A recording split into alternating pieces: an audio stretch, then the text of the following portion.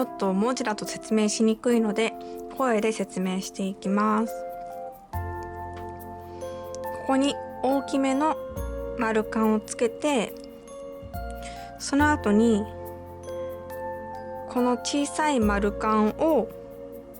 つけつつのこのお米サイズの樹脂パールをつけて閉じます。そしたらまた同じ小さい丸カンを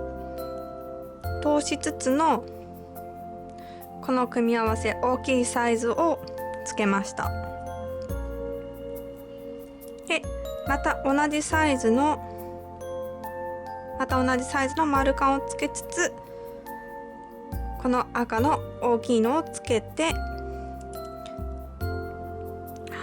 なんてことだ、抜けてしまった、引っ張ってしまった。そして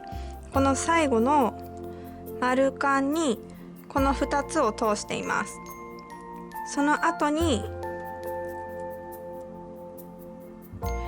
小さい丸カンをつけて、大きいサイズの丸カンをつけています。そしたらこのようにジャラジャラと、あまりねパール同士、ビーズ同士がぶつかってこうバッて爆発した頭みたいにならないように